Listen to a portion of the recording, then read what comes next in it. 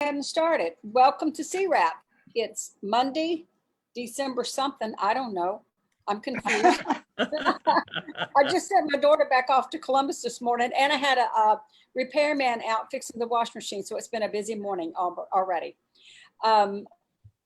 Today we have with us, I'm gonna let Lou introduce him in just a second, but I'm Mary Gass, 5 Points Rotary Club. Lou is going to be the co-host or maybe the host today. He is past district governor with Mount Pleasant. And Lou, I'm going to turn it over to you so that you can introduce David. And before I do, please sign into chat, put your name, your club, and if you've ever been in an earthquake, when and where. Lou, you got it. I do. Thank you, Mary. Let me just take a quick look here at David's bio. David was born and raised in Indiana, Pennsylvania, graduated from Allegheny College in Meadville, Pennsylvania, before moving to Bridgeport, West Virginia. He worked in the oil and gas field there. He entered an AmeriCorps service term after that when he was the collections manager for the Upshur County Historical Society. He moved to South Carolina in 2016 to be with his girlfriend, now his wife, where he entered into emergency management as a local hire for FEMA during the Hurricane Matthew recovery. He's been with SCEMD for almost 5 years now, worked in the recovery, nuclear, and planning sections. He is currently the dam failure and flood response program manager, as well as the earthquake program manager. So, welcome to David. If you'll pronounce your last name, I didn't want to take it, maybe a Thachik? Is that close? No, you got it. It's Thachik. Okay. It's easier than people make it out to be. Okay, good. So welcome, David. Thank you very much. I appreciate you guys having me on. So the process here, David, is that we will get done with the formalities, and then you'll have about 25 to 30 minutes, including questions. And I know your slideshow is quite long, so I imagine I can get through it. There's some things I'll skip. So okay. Mary, anything else before we start? Okay. Well, David, let me just start the slideshow and make sure that I've got it here somewhere. Whoops. Okay, so I am screen sharing now. Everybody can see that? We got it, Lou. It's good. Great. Okay, David, I will just wait for you to tell me when to change the screen. Okay. Please excuse the slides. These were produced for a in-house training event, so there's some internal EMD slides, only about 2. We'll skip right past those. But this will be a general overview of South Carolina's earthquake risk, tsunami risk, as well as kind of what we do here at the state. So you can go ahead, Lou. And the next 3 slides you should be able to skip because they were internal. Yeah. All right, so what is an earthquake? I know a lot of people on this call probably know the answer to that, but you'd be amazed at the amount of people, especially in South Carolina, who not only don't know we have earthquakes, but don't really understand the basic science behind it. So the sudden slip on a fault and then the resultant activity after that. There's lots of different things about what makes up an earthquake. I'm not a seismologist, so we lean on the gentlemen at the College of Charleston, their earthquake program, for all of our scientific needs. I'm just the programmatic person who makes all the plans and stuff like that. So next slide, please. This is just some terminology trivia. This does a little bit better in in-person setting, is why we have this, just to kind of liven the crowd up. So you can go ahead and skip through some of these. I got to move mine. And this is just, again, to build off that basic Earthquake 101 stuff. Sometimes I have to give this speech to elementary school kids all the way up to Rotary Club, Lions, whatever. So it's kind of a catch-all. And if anybody has any questions about any of these things, just go ahead and let me know. So this and the next slide are actually really important in understanding basic earthquake science. We typically know earthquakes are measured in magnitudes, and that's fine, but the problem with that is magnitudes don't really give us an in-depth look at the specifics of damage that can occur, not just on the surface, but under the surface and to underlying geologic structures as well. So when you're looking at graphs like this, a magnitude, let's say 6.0, and then you would go up to a magnitude 7.0. That's not 1 time stronger. That is a 10 times stronger earthquake when you scale up the magnitude like that. It's very important for people to know that, because the differences in that 10 times of power is extreme. It can be, you know, devastating for anybody. Next slide, please. Yeah, and this is just to highlight how big earthquakes are, especially the one in South Carolina. So and I talk about this more later on, but the 1886 quake was still the largest on the East Coast today. So go ahead to that. Yeah, next slide. So what we talk about instead of magnitude or try to is what's called the modified Mercalli index. That's a better scale of damage for us. So as you can see, the 8 to 9 is equal to a 6.0 to 6.9 on that graph, and you have sub breakdowns within those categories about, you know, what damage may occur, what's going to get broken, what secondary disasters you may have to worry about. It just gives us a little more planning stuff to go off of. And if anybody has questions about magnitude and Mercalli, I can get into a little bit more of that. Yeah, keep going to aftershocks. So obviously the big main shock is always what gets you know, people worried about disaster movies and stuff like that. But what we're really worried about in emergency management and any other field that may have to deal with an earthquake would be the secondary and tertiary effects of that quake. So not only is the ground shaking, the roads buckle, but what's happening after that? Electric lines snap, cause fires, sewer, water main snap, cause flooding, and then you have landslides, liquefaction, fires. I mean, the damage is just untold, and you cannot account for all of these secondary effects that you would see. One of the big things we would have here in South Carolina would be the liquefaction, and that would, you know, especially in Charleston, you would see entire buildings just disappear. So this is some example of some of the damages you can see around the world. Obviously, some of the bigger cities have their bridges go. That would be a 7.8, you know, 7 to 8 to 9 quake would have to do something like that. The home on the bottom left, that was actually, I believe, about a 5.0. So, you know, while it may not seem like it's devastating, if it's shallow enough and it's close enough to vulnerable structures, it's going to do some damage. Next slide, please. So we say things are bad, we say things are really scary, but it's not going to open up a hole in the earth like the rock movie San Andreas. And that's why I put this up here, because unfortunately, disaster for most people is something they're exposed to through media, television, stuff like that. And that's a lot more, you know, entertaining than just looking at damaged roadways and stuff like that. So the EMD earthquake program, these are some of the critical partnerships that we function off of. Our entire program here, the earthquake program, is funded by FEMA, the National Earthquake Hazard Reduction Program. That is grant funding that goes to high-risk states, and unfortunately, South Carolina is a high-risk state.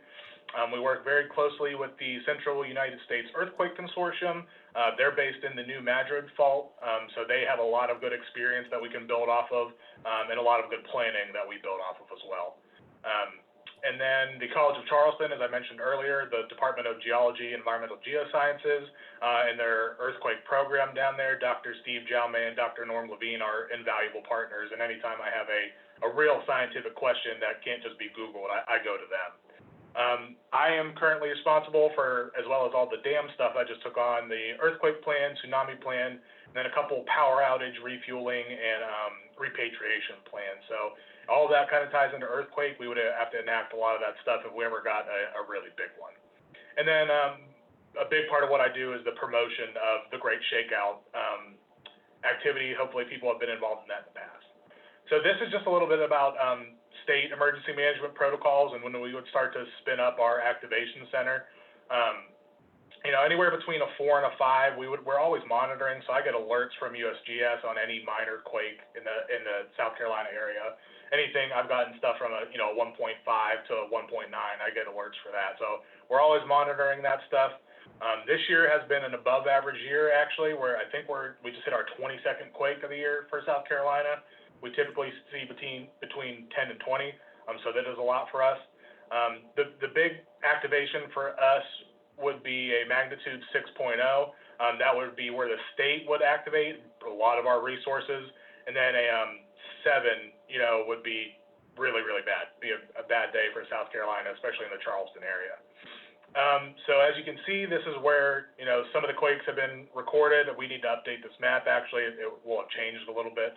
70% of the earthquakes South Carolina sees are down there on the coastal plain. And that's why, we really focus on Charleston when we're talking about earthquake, because the precedent is not only there, but the probability is there too. It's going to happen, hopefully not another big one, but, we do see quakes in that area. You can go next. This is just more showing where South Carolina's faults are. Again, that hot spot down in the coastal plains. But again, look up in the northwest of the state too, especially Fairfield, Oconee, Anderson regions. They're all probable for quakes as well. And I'll talk about one in Edgefield actually later on in my slides. So some of you might have felt this depending on where you're located and what you're doing, but we had 3 quakes strike Summerville on September 27th in one day. They were pretty spread out. Besides the first 2, they were a little bit more than an hour apart. And then the big one, which actually turned out to be a 3.3 at 5 o'clock, really got some attention. The last day 3 quakes hit in the same day was March 2003.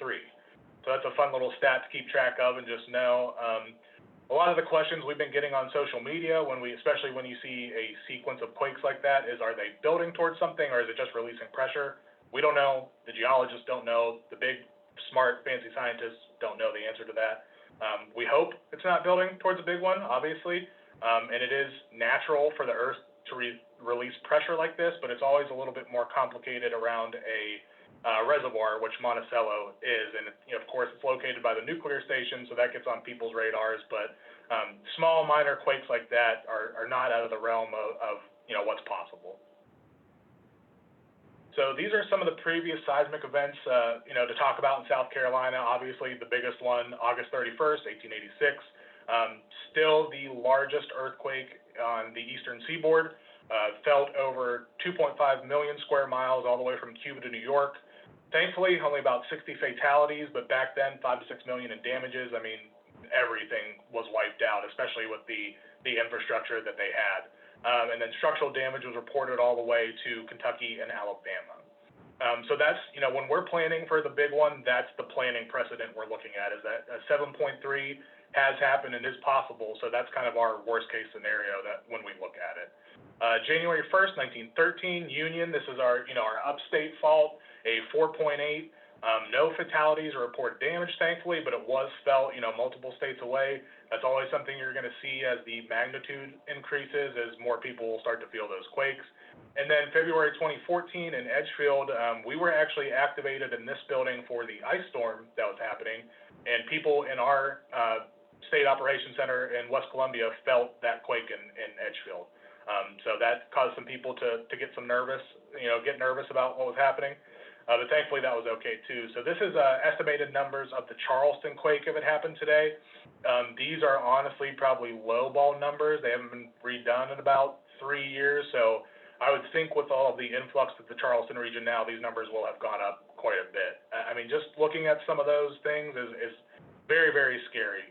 So, losing schools, fire stations, hospitals, police stations, there'd be, most of Charleston, especially if it were to be above a 7.3 or an 8, it would be below water, and it'd be very hard to help people out of that situation. But that's why we have these plans and we have these procedures in place, and so we can think about these things and be ready for them if they ever really pop off. So a lot of the questions that people ask based around earthquakes are, why don't we know it's coming, like a hurricane or weather? The science just isn't there. There's some early warning basics out there that are, trying to feel the waves generated by the quakes, but that's still just not there. They've gotten to the point where even a minute or two warning they can get ahead of, and that is, at least enough to drop cover and hold on, and make yourself safe either indoors or out. And we'll talk a little bit about that as well. It's just another example of the shake alert. This is a California-based technology that isn't just quite there yet, but they are working on it. All right, this is another trivia thing for our indoors. So, this is just going into our home hazard hunt that we'll talk about. South Carolina Emergency Management really likes to have people be aware, so we'll talk about some things in your homes that you can, do to avoid any earthquake problems. Can keep going. So, we'll try to go through this relatively quickly. You see some of these highlighted areas in blue. That's basically anything that would be a fall hazard during a shaking event. And if you go through this, you'll see some photos of the actual damage, why you should secure bookcases, why you should secure ceiling fans, just general things that, do take a long time. But, if you have a chimney on your home and it's an older chimney, that's very reasonable. And that stuff happens in low level magnitude events, depending on, how close you are to the quake. So another thing we like to talk about is being prepared. Obviously, that's what we do here.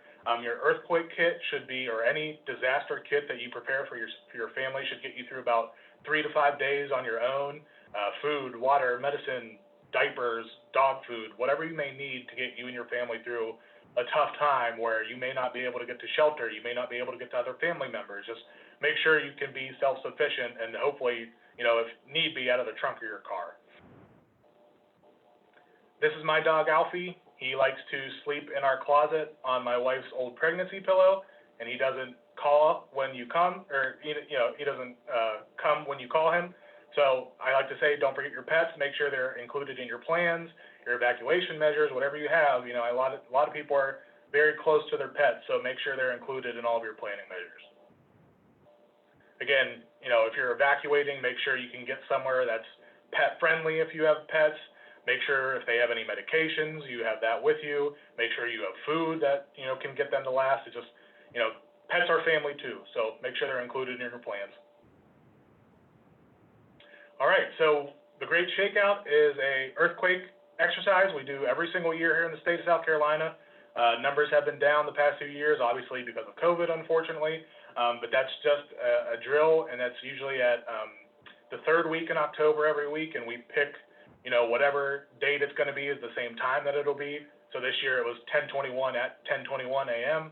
The goal is just for people to be aware that the safest thing you can do in an earthquake scenario is drop, cover, hold on, and we go over various indoor, outdoor scenarios and how to best protect yourself.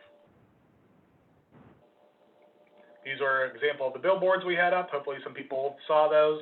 And this was just for, talking about the drill itself.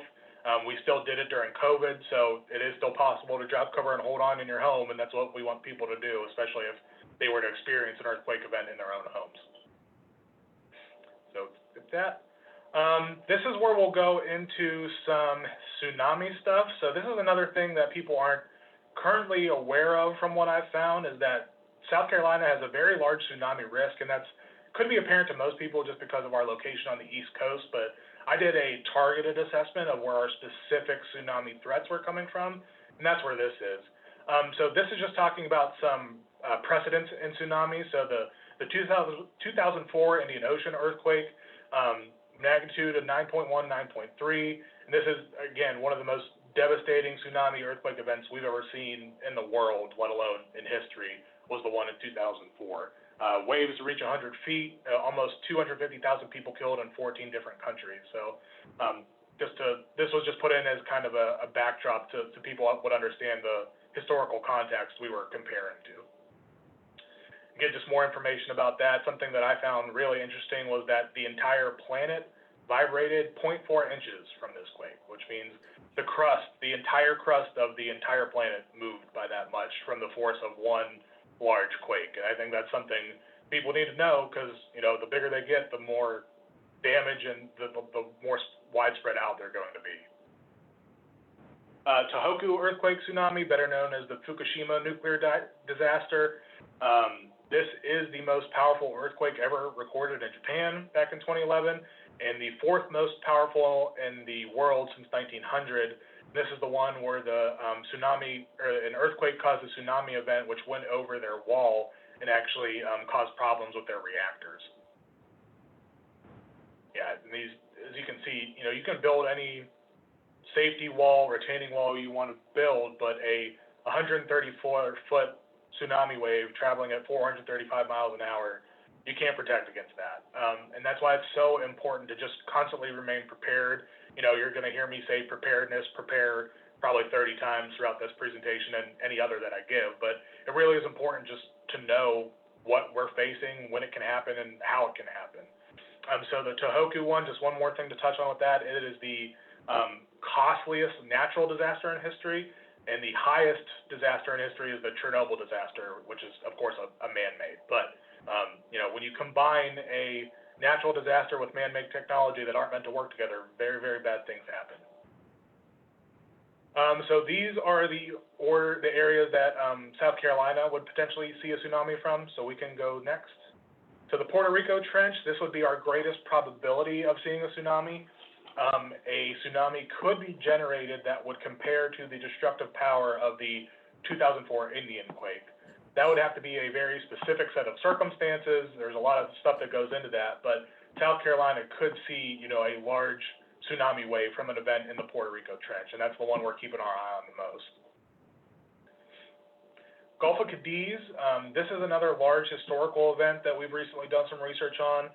1755 in Lisbon, Spain. There was a huge, we think it was a 9.0. We think it was the most destructive earthquake in European history. It's hard when you're back that far because there are some firsthand accounts.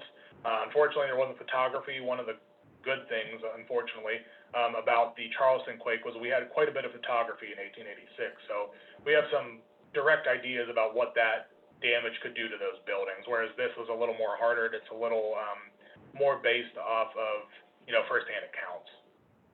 But something to note there is that it took 10 hours for the wave to travel the entire way across the sea, and it still reached the Caribbean at a height of 13 feet. And I do see the questions popping up. I'll get to I'm almost done with the tsunami portion here. So, again, this was detected at several Caribbean islands, and, there was some writing about it. We do have some models that if this were to happen today, these are the numbers we would see across some of the East Coast. So you're looking at 1.5 feet potentially in Myrtle Beach if from a tsunami event over in Lisbon, 3.2 feet in Cape Hatteras, and then 5 feet in Virginia Beach. And that wouldn't include any tide events or anything like that. South Sandwich Trench, this is just another smaller zone south of the Puerto Rico Trench. Another probability of threat, but not very high probability. And then the fourth one is something that's actually been in the news here lately for all throughout the summer. The Isle of La Palma on the Canary Islands is an active erupting volcano at this point and has been, I think, since about July. This would be a very bad scenario, but it's also a very specific scenario in which over half of the island would have to collapse into the sea at a significant rate for it to produce a tsunami wave that would affect the East Coast. It would affect the East Coast, and it would affect the entirety of the East Coast in some way, shape, or form, anywhere between 2 to 13 feet up and down the East Coast. But again, these are very specific scenarios that we would have some head time for, we would have some warning for, but they would be devastating events if we, weren't prepared to respond to them. So that's all I have. Hopefully that wasn't too fast, and I'd be happy to answer any questions people have now about the content. Okay, David, thank you. I know you rushed through that a little bit, but I'm glad because that gives us a chance to look at some of these questions. So I've stopped the screen share so we can look at the questions. Let's see here. One question is, how big a quake would it take to crack the Lake Murray Dam? And if that were to happen, how far would the water go? So there's a couple of different things to that question. It's hard to assign, and I know, engineers do this, but they probably really shouldn't. You can't assign a specific magnitude value of earthquakes to when damages happen. Excuse me. It's just not that exact, unfortunately. But I believe Lake Murray Dam is supposedly rated up to about a 6 or 7 earthquake. Hopefully we would never see that in the Columbia area, and even if we got the 7 in Charleston, it should not affect the Lake Murray Dam. As to how far the water would go, that would depend, of course, on whether the dam was breached immediately, whether it was a small breach, whether the people at the dam were releasing ahead of time. So there's a lot of factors that go into that, but we do have inundation models for flooding. So if we knew the rate at which the dam was releasing or that it was breached, we would be able to tell how far downstream would be affected in a certain amount of time. So that's not something I have off the top of my head, but that is planning tools we have here at the state. Okay. Another question, David, is how much time can you give for a tsunami warning? You covered So that a that's little another bit, one. but it's not a lot. Yeah, that would just depend on the proximity of the event to South Carolina. So if it were the one in the Puerto Rico trench, that'd be closer to a 5 to 6 hour warning. And if it were all the way over in Spain, that could be anywhere between 10 to 24 hours, judging on the speed of the wave. So again, that's one of those things that it depends on the seismic event that created the tsunami. It depends on the oceanic events at the time. There's just a lot of different factors that go into all of that. So when I'm But sitting anywhere on, between 2 and 10 hours, I would hope at the least. so when I'm sitting on the beach enjoying vacation, I can stop worrying that I'm going to see the water receding quickly. Yeah, you would hopefully know far before that, but again, if you ever are on the beach and the water goes away, you should run the opposite way as far Right. as fast as you can. Well, the kids always tell me, Mom, you wouldn't have enough time to get back to the condo. You're telling me. Well, if the water's receding, then no. But if you get an alert on your phone, then yes. Okay. David, is there any impact relative to climate change on earthquakes that you have reviewed? None that I have reviewed. So a big part of what the state and some of the other state agencies are doing now is starting some climate change plans and some resiliency plans. So there are impacts and they are relative, and we need to better flesh those out and understand those. Unfortunately, climate change has become politicized and isn't just science anymore, which our agency obviously has a problem with because the evidence is there that the damage is done and is going to keep getting done. So we're working on that. Especially the governor's office has just established the Office of Resilience, and they've got a huge climate change plan in effect. That's going to be written for the summer. So yeah, we are working on that. Okay, and another one that might be just a little bit esoteric, but are any animals being studied for various types of earthquake warnings? No, that's kind of an old wives' tale, actually. So whereas a dog or something like that may pick up on a quake a little earlier than somebody else, they're not actually sensitive to them. It's only the increased smelling and hearing that they already have that would let people or us know that a quake was happening. There are some arguments out there that migrating animals, especially land-based migration animals, could pick up on stuff, but there's no real science out there supporting that. Okay, a question I didn't put in the chat, but I'll just ask it. Are there any more or less safe places in the continental United States that if people were really concerned about tsunamis and earthquakes on the coast, where would they go in the United States if they felt they could be safe there? Well, if you're trying to get away from tsunamis, anywhere off the coast, obviously. If you're trying to get away from earthquakes, I would head north, I guess. I think further west you go, you're getting close to the Tennessee and New Madrid fault line, which is just as bad, if not worse, than the Charleston one would be.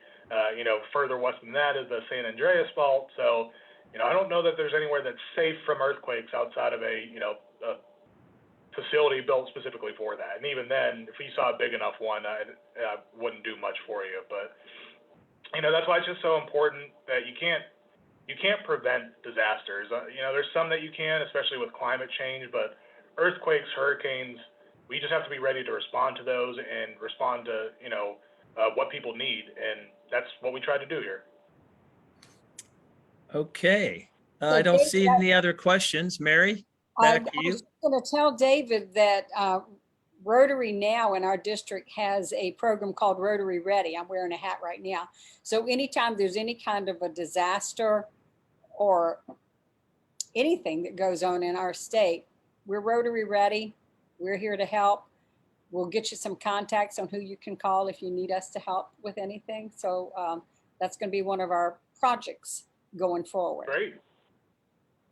Just wanted to say Yeah, that's that. amazing. Anytime, community groups can get together and better enhance their own preparedness, we're all for that. And you guys have ties to your community that we don't here at the state level. So it's important for you to foster those relationships. And then if we ever need them, hopefully we can call on them, but let's hope we don't need to do that. I've got to do a little research to see who's actually heading this up. Lou, do you know right offhand who's heading up the Rotary Ready Well, program? Pauline Levesque was Pauline. mostly involved from the district level. And then a couple of folks in the Daniel Island Club, Maureen Cannon, Bill Cannon, very, very active in getting the immunizations going for COVID shots. Oh, good. And we also had some disaster relief as well. And I think Ron Farsetti at Hilton Head did a lot with the Hurricane Ida, I think it was, very actively involved in that. So we've got people that are willing to help and ready to help. So I'll get you some Good. contact names. Great, thank you very much. And Mary, you have my contact information now. If anybody has questions about dams or earthquakes, I'm wearing both hats. So please just reach out and let me know what anybody needs. I prefer to call them dam earthquakes. Yeah, there you go. Well, thank you, David. That was real informative. And thank you, Lou, for introducing David and leading this CWRAP this morning. Mary, Yes. one other question, David. When I experienced that earthquake, and I'm pretty sure Lou it was the same one that you experienced when I was in Virginia. I was living in a two-level townhouse, and because of my ignorance, I ran outside because it sounded like something was hitting the building. My neighbors ran outside also. So that was the first reaction that we had. And then we learned later on that someone was either injured or killed from running outside and a brick falling down on them off a wall or something like that. The information that you had on that sheet about what not to do and what to do, I think is very, very important. And do you have ways of disseminating that beyond groups like the Rotary? Because I think if people had that, you know, just a possibility that there might be an earthquake, I think would be very beneficial. Yeah, so South Carolina Emergency Management Division, which is my agency, we produce a brochure every year called the Earthquake Guide. That can be found alongside our hurricane guides, and those are usually in any Walgreens or travel stations within South Carolina. If you want those, that's something you just reach out to us, let us know, and we'll send those right out to you. But we do produce that pamphlet yearly. That pamphlet is going to become a digital asset to our website here in 2022. So with our hurricanes, we just did hurricane.sc, which is a digital hurricane guide on our website. We're going to try to do the same thing with earthquakes so that people can go in and know your risk and know, you know, what you need for your emergency kit and stuff like that. You can even go so far as to sign up for the USGS alerts and get them for your home or wherever you wanted them. Okay, that was the other question that I had. Mary was concerned about being washed away at the beach. Would a text message go out or something like that if there was a tsunami level event possible in South Carolina? So it depends on, you know, most of our counties have a system called Code Red now, which is a reverse 911 calling system. So there is a potential that, you know, whatever county you would be in would send out an alert. You know, that gets into FEMA reporting and stuff like that. So you would hear it. I don't know you should get ideally a wireless emergency alert on your phone, especially if you're in an affected area. I don't know what that would look like in an actual disaster scenario. Okay, thanks. Jamie, you had a question? Yeah, would it be like, you know how we get the amber alerts or the silver alerts? Would it be something like that? Yep. Yeah, it should be. Especially FEMA has really built with the White House to get that wireless emergency alert stuff across. So yeah, it should show up like an amber alert or something else along those lines. Okay. Okay, I don't see any other questions. Mary, you want to tell us about what's coming up in the next couple of weeks? Yeah, I do. We've got on, and again, David, thank you so much. On December 13th, we have Dr. Roger Shroop, and he is a historian, and he's going to tell us how trains have affected the economy in South Carolina over the years. That should be pretty interesting. And on December 20th, we have our Christmas trivia meeting, which if you've never done this with us, it's fun. We've got a newcomer. Bill's going to be there. He's already got his ugly sweater ready. And I mean, wear an ugly sweater and know your trivia because Donald's going to ask us questions and you might even win a prize. Who knows? He's We're going to not- be sneaky too. Yeah, he's he's going not- to be He's sneaky. not going to use regular Google type questions. He's going to find crazy little stuff to trick us all. Because he thinks that Lou's not being fair and is cheating, and Lou's not. Lou just knows a lot of stuff about a lot of stuff. I see you, Leon. I know it. December 27th, we will have no CWRAP because that's part of Christmas. And January 3rd, we will not be meeting because, again, that's the new year. We want you to all get relaxed and enjoy swinging into 2022. We'll be back on January 10th with Mark Nesbill. He is with Endora Farms. And if you don't know, South Carolina has a drive-through safari, and he's going to talk to us about our drive-through safari. I didn't know that that exists in South Carolina, but it does. And we have some other programs coming up. As always, if you know somebody that's in an interesting job or does interesting work, hobbies, whatever that you think might be good for us to talk to, please let me know. We'd love to book them to get them on CWRAP. Bob Gross has indicated he wants this to continue as his year goes on. So we're going to keep doing it as long as we have good speakers like David to join us. Lou, you want to tell us about the conference? Sure. The district conference, which we are calling the All Club Conference. It's basically going to be a family reunion. We haven't been in person for the last 2 years, so it'll be a great chance to catch up with your fellow Rotarians in the district. It's March 11th through 13th. If you go to the district database on the home page, you will see all the information on the upper left-hand side about registration for the conference. It's $225 before December 31st. It goes up to $250 after December 31st. There's also some individual breakdowns if you can only come like a Saturday night or something like that. And so it's well worth the money to register for the whole conference, unless you're just going to be able to do one day. The information for the hotel is the Sonesta Hotel. It's a really, really nice hotel in Hilton Head. We have a special rate with them. It's $179 a night. That includes parking, all amenities. You're not going to get hit with a separate resort fee, which we usually get in Hilton Head. So $179, I know that sounds like, oh gosh, that's a lot. No. For Hilton Head, that's like dirt cheap. It's a really, really good price. And all the rooms are like, I think you can upgrade if you want to like kings and such, but this is a queen room for the $179. And I suggest very strongly getting your room booked soon because it's the St. Patrick's Day weekend. And we have until February 16th in terms of getting our rooms booked. And then they're going to open it back up. They're not going to let us like keep on booking So you like have they to book normally before do. your room turns green, right? Excuse me. You have to book before your room turns green. Yes, exactly. So I hope to see everybody there. I think it's going to be a lot of fun. And just for information, we're keeping it a very, very safe event. Everybody has to either be vaccinated or you show up with a negative test that's been taken within 2 days. That way, everybody feels safe. We don't want anybody to come in thinking, oh my goodness, can I be around this person or that person? So it'll be a very safe event for everyone. So hope to see everybody there. That's it, Mary. Okay, I appreciate everybody that signed on. Hope to see you again next week. And is Bob Gross on here still?